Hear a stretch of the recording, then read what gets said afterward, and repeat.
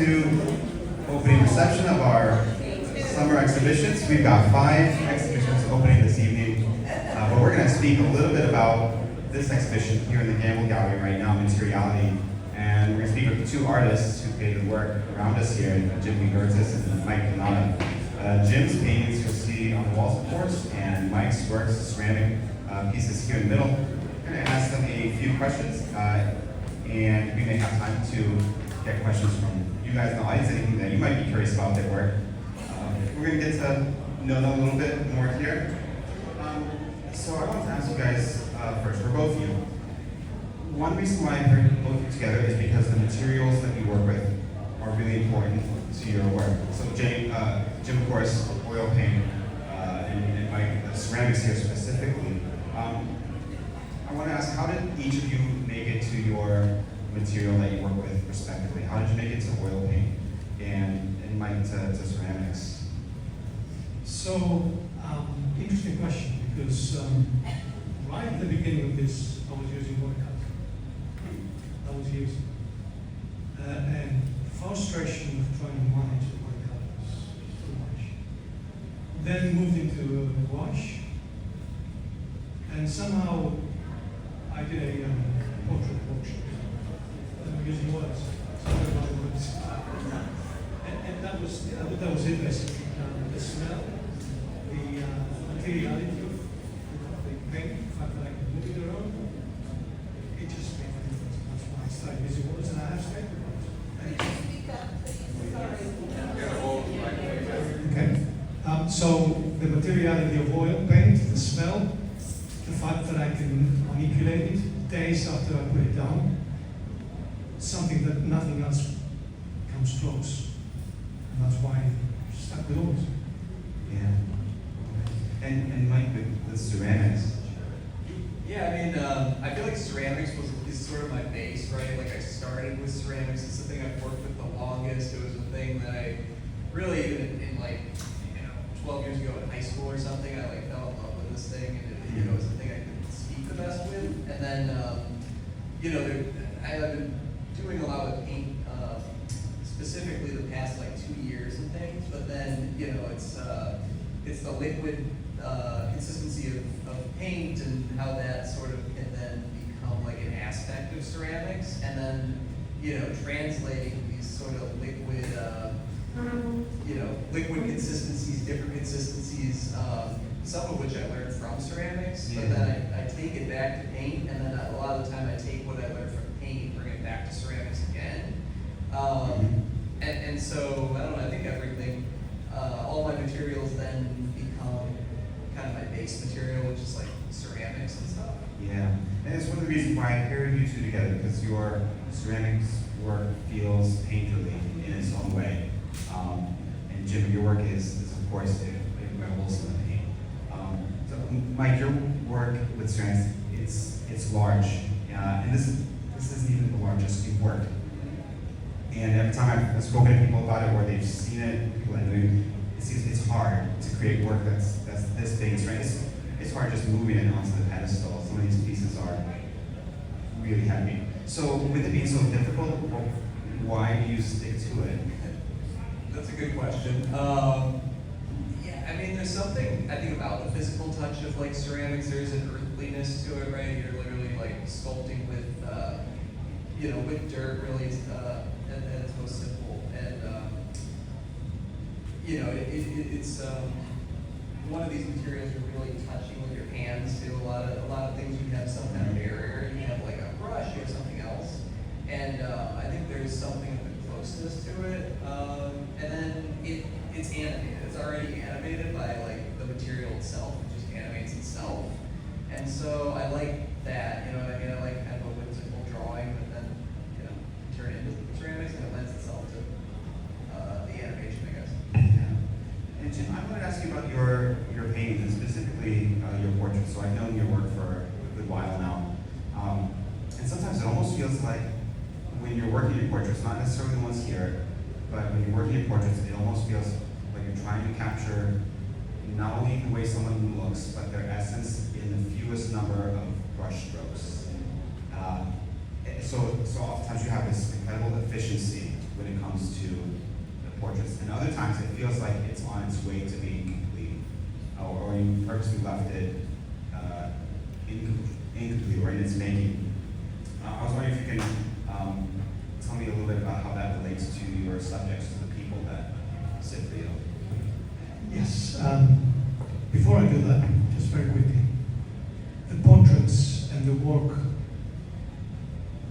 borrows from religious aspects, the fact that it's treated, and I see it as different views of the same person in the portraiture space.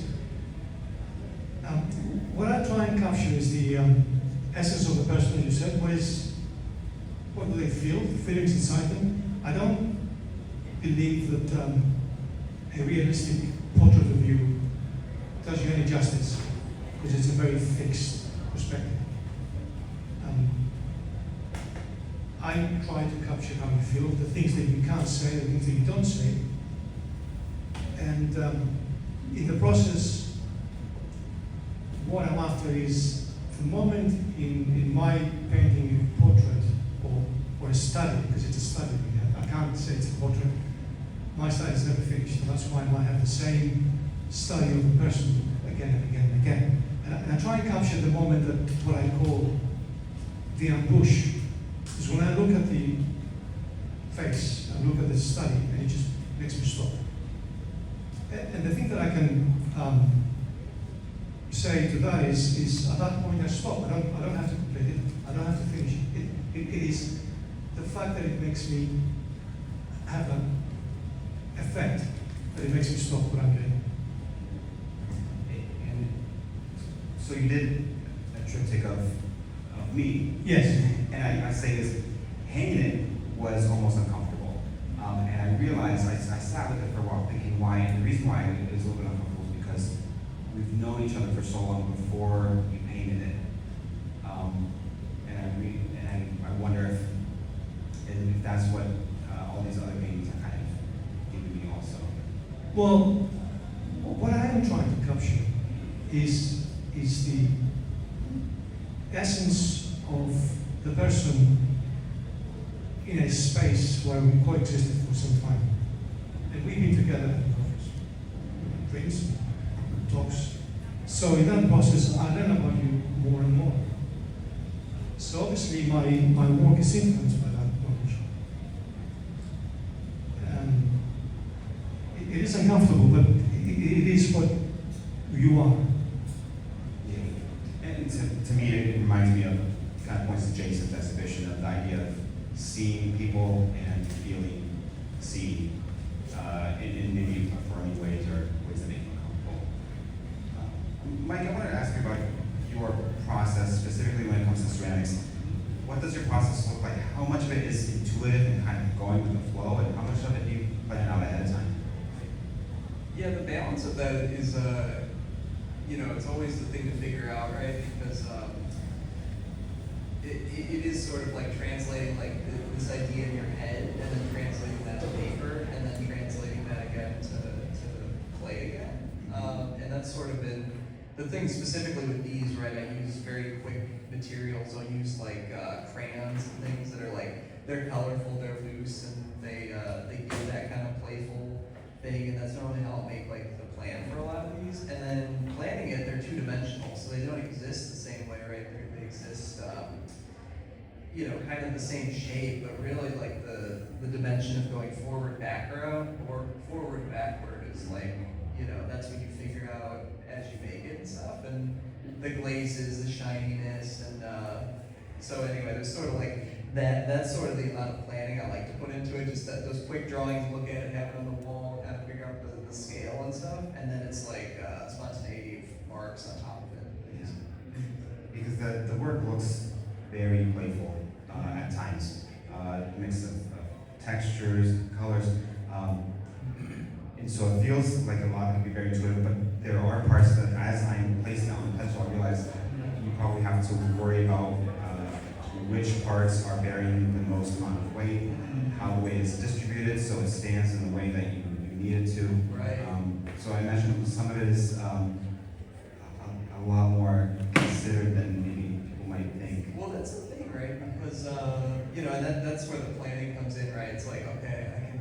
on paper you can make anything exist, you can make any world exist, and then it's like, yeah, how do you make it feasible to then make it out of this material that likes to crack, it shrinks, it kind of has a mind of its own, it wants to tell you what it wants to do, and then you kind of want to tell it what it wants to do, so, I feel like it's a collaboration between the material and myself, which is sort of why I like to leave some of those things open, right, some of those raw areas, let it show its own true kind of materiality and stuff. Yeah, exactly. The title of the show. Yeah.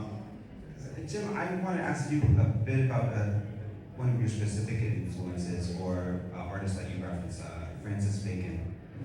See some of his influence sometimes in your work, and other times you see actual, intentional references to his pieces. I was wondering, what about the painter speaks to you or reverberates? Yes, absolutely. Bacon is one of those influences that has been with my painting career all my life. Fundamentally, Bacon discovered that paint could push beyond the realistic view of a person. Fundamentally, you don't have a true version of yourself. There is no true version of you like a paint. And he used the word immediacy. I use the word ambush. And what that means is I stop the process when the image ambushes me. And let me give you an example. We can compare this to a very loud sound. You're at home or walking in the streets, and you hear this very loud sound. Your body will react to the sound before your mind is engaged to work out what happened. Is it a bomb? Is it an earthquake? Is it a cloud? You don't know, but your body reacts. And it's exactly the same that I have on my portraits and my work. That moment of ambush that makes me stop. Nice. Mike, I wanted to take it back to you. We met kind of recently, and it was actually at your MFA grad show. And so you recently graduated from grad school. How has that experience of going through grad school changed your practice, the way that you make and think about art? And has it changed it in any ways that you didn't see coming? That's a good question. So it's a 3-year program where I was at USF, and it's very multidisciplinary. And so, I think being around the different people working in different ways and trying to learn from them and like their approaches has a big influence on, the way I'll work. And, I'll notice, I had a friend that, also uses a lot of especially with painting and things like that, uses a lot of recycled materials and things like that. So, watching them mix paint with plaster and seeing how that material, that holds and what stays, what doesn't.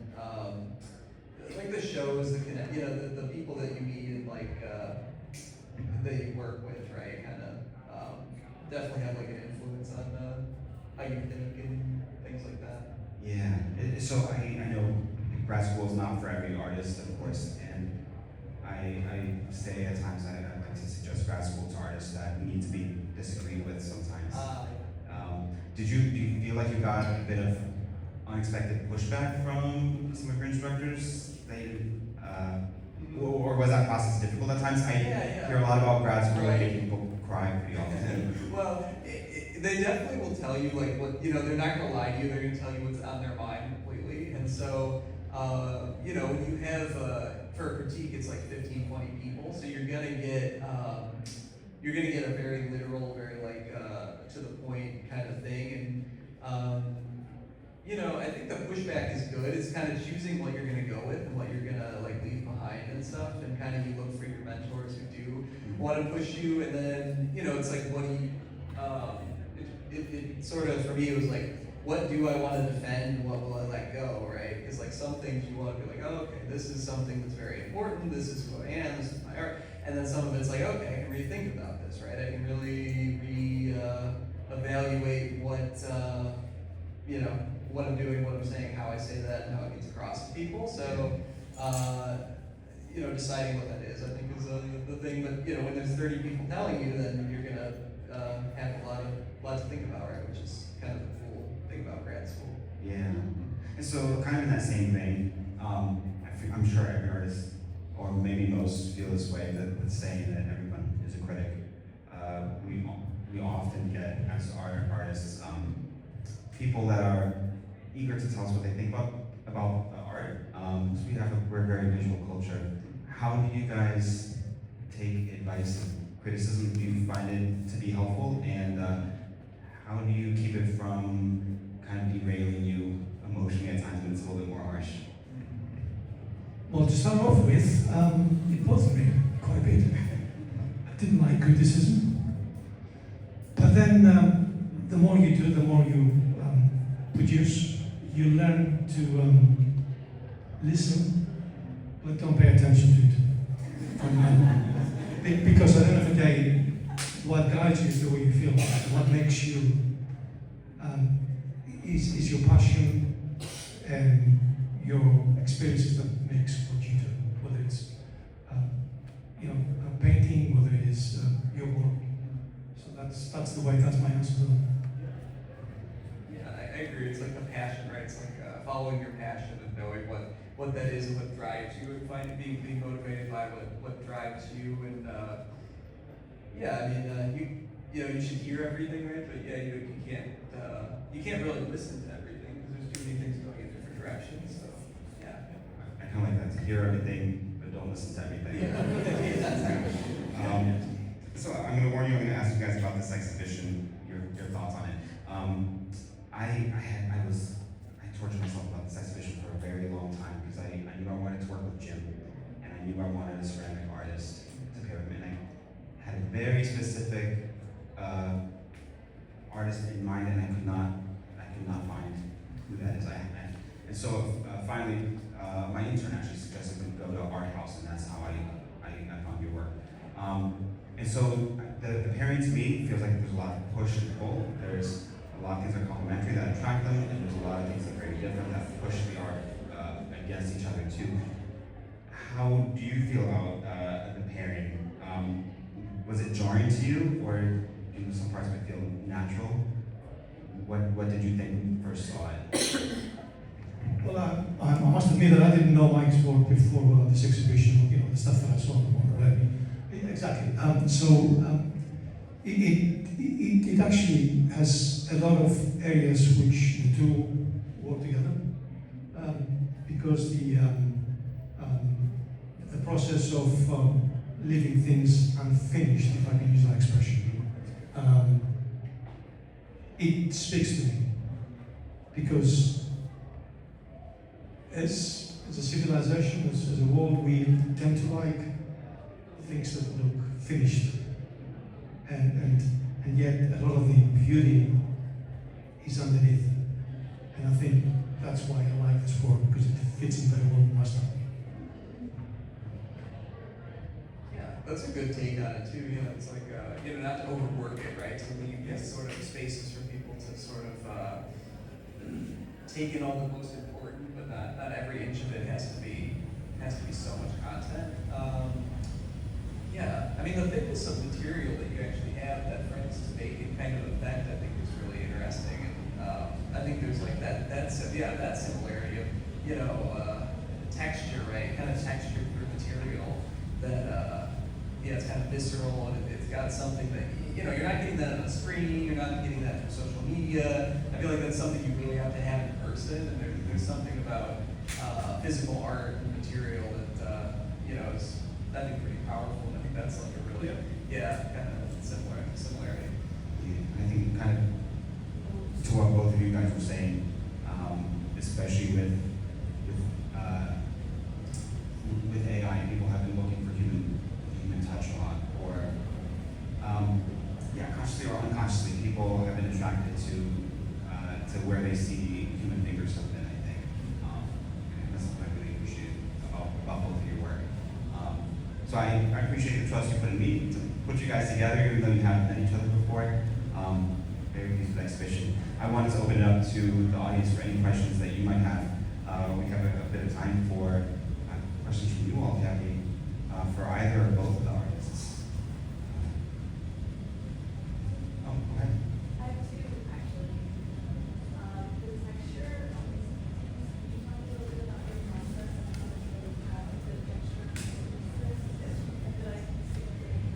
I can. So She wanted to ask about the texture, the paints, and like the process that brings it out. So it's a combination of planning and accident. What I mean by that,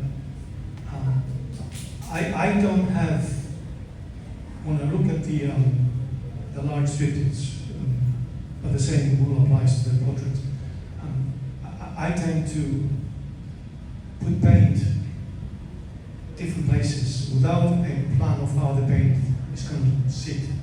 In the process of doing that, I suddenly realized there's a space, there's a form which I like to keep. Others I don't like, I want to destroy them. So that is the process of going back and forth to create the effect.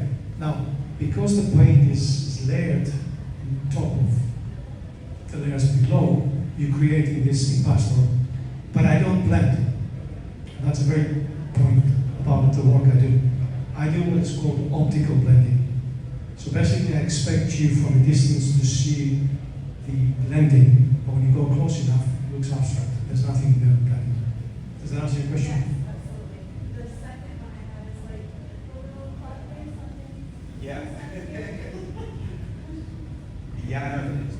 Yeah. So I think it obviously has to do with time. I had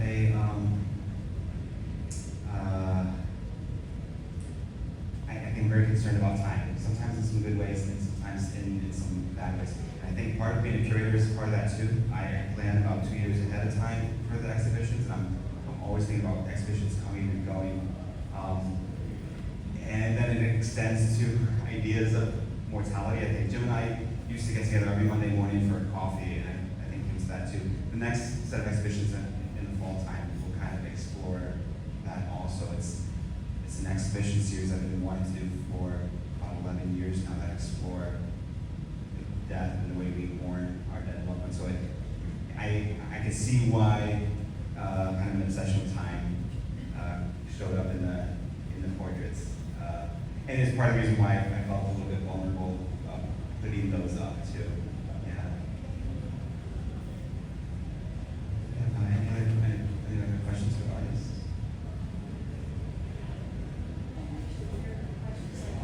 Oh, so in this series of triptychs, the ones in the middle are actually a portrait of me, and the ones to the right, there's a clock on my face.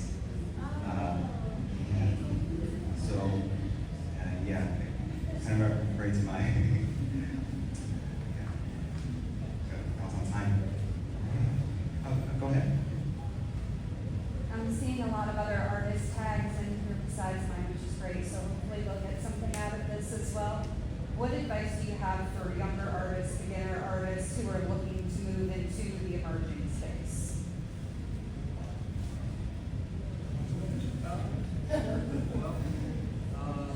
I guess start by applying, right? Because there's jury shows, there's like all sorts of like smaller things to apply for, and so they're always around, and it's always just about kind of putting that application out and seeing what happens. Meet people, talk to people. Make friends in your art classes, take art classes, talk to your teachers of your art classes, and you get passionate about what you're doing, right? Yeah, if I say from a curator's perspective, that's getting to know people is very important. They do say about the art world is about who you know, and that is very much true. It doesn't mean that there's no merit involved, because I think the positive side of that is that the art world is also very supportive, and artists love to support each other, and you support the people that you know. And so making it to exhibitions and speaking to the other artists, speaking to curators, you get to know them, and you find the ones that fit you very well. And also getting to know an artist as a curator helps me understand their work on a level where I feel comfortable curating it, because I need to know an artist's work better than anybody else does. I feel like to be able to present it to others in the way that I feel comfortable doing it. And I can only do that by knowing the artists. So yeah, getting to know as many people as possible. And one thing for me, actually two things. Don't be afraid to fail. So if you do something that doesn't look good, great, do it again. And the second thing, which I think is also very important, is differentiate yourself. Don't follow the crowd, because following the crowd is just another painting. Thank you. Any other questions? Oh, go ahead. When did you know you were an artist?